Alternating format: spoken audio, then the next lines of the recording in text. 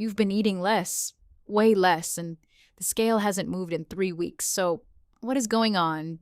Here's the truth nobody's telling you. Eating less is not the problem you need to solve. It might actually be the reason you're stuck.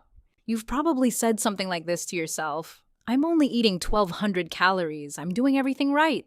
Why is my body holding on to every single pound? That feeling? That's not weakness, that's biology, and it's working against you. I'm going to walk you through exactly what happens inside your body when you chronically undereat, and why the thing you've been told to do your whole life is the very thing keeping you from losing weight for good. Let's start with the big one, metabolic adaptation. When you cut calories dramatically, your body doesn't just shrug and start burning fat. It panics. Your metabolism, the engine that burns everything, slows down to match your lower intake. It's a survival response. Your body thinks there's a famine.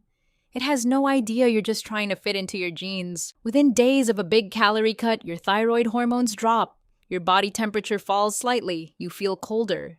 You move less without even realizing it. You fidget less. You burn fewer calories doing the same workout. Your body has become more efficient, which sounds great until you realize efficient means burning less.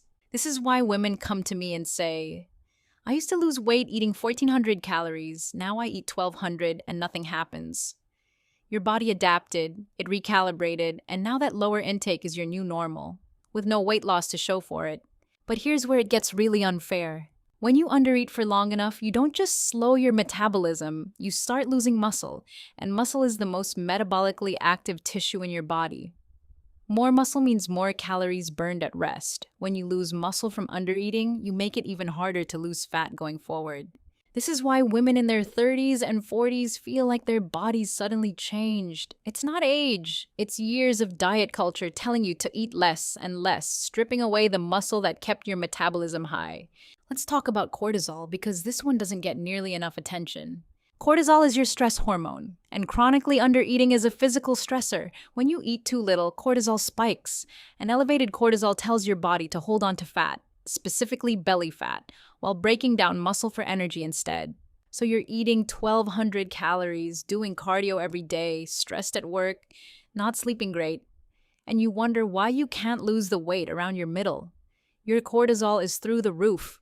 Your body is in full-on stress response mode, and it is not interested in releasing fat. It's interested in survival. Women between 25 and 50 are often managing careers, kids, relationships, aging parents. The stress load is enormous. Adding aggressive calorie restriction on top of that is like pouring gasoline on a cortisol fire. Now let's get into hunger hormones because this is the part that makes women feel like something is wrong with them. When you undereat, two things happen hormonally.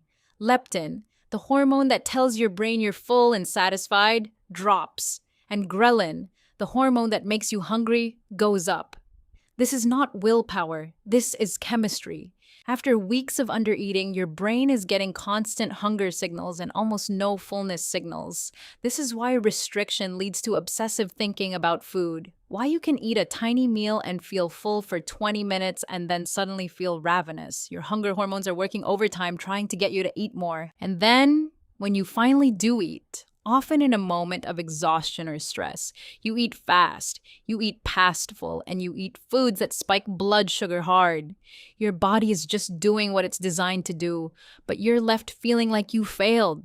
You didn't fail! The approach failed you! So what actually works? The first thing is the hardest. You have to eat more, not a little more, genuinely more, enough to convince your body that the famine is over.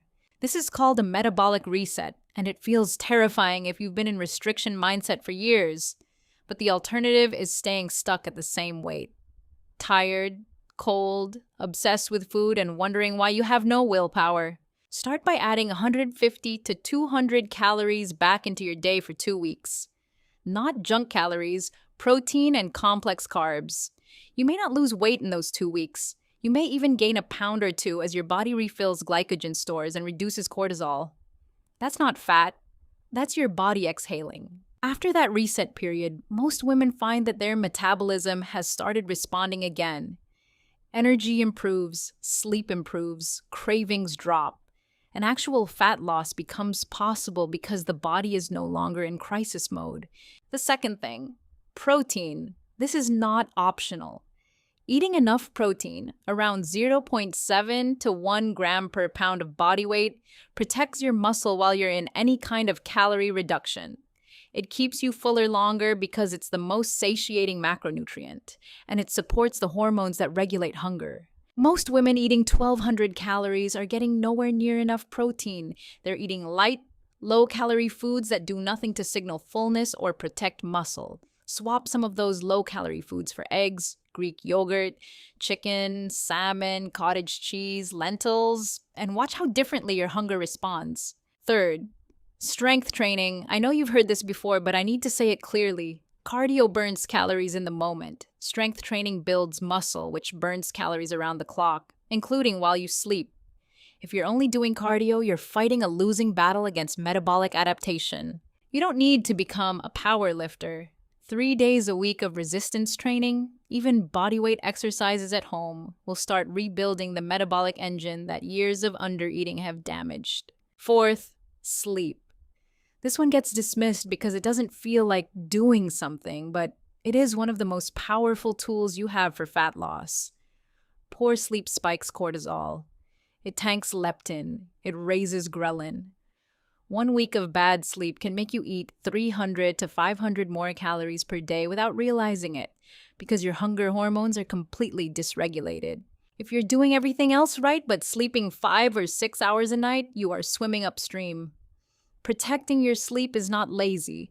It is literally weight management strategy. And finally, stress. I know, you can't just eliminate stress, but you can be honest about what chronic restriction is adding to your stress load. Every time you say no to a meal, white knuckle through hunger, feel guilty for eating something bad, that's a stress response. That's cortisol. Eating in a way that's sustainable, satisfying, and nourishing is not giving up on your goals. It is the strategy. The women who maintain a healthy weight long-term are not the ones with the most willpower. They're the ones who found a way of eating that doesn't feel like a fight every single day. Here's what I want you to take away from this video. Your body is not broken. It is not working against you. It is doing exactly what evolution designed it to do, protecting you from what looks like starvation. The problem is the approach, not you. Eat enough, eat protein, build some muscle, sleep, manage stress, give your body a reason to feel safe, and the weight, actual fat, not muscle, not water, will start to move. If this video hit home for you, share it with a woman in your life who's been stuck in the 1,200 calorie trap. And if you want a deeper dive into any of these topics, hormones, strength training, metabolic reset, drop it in the comments. You deserve to feel good in your body, not someday, now.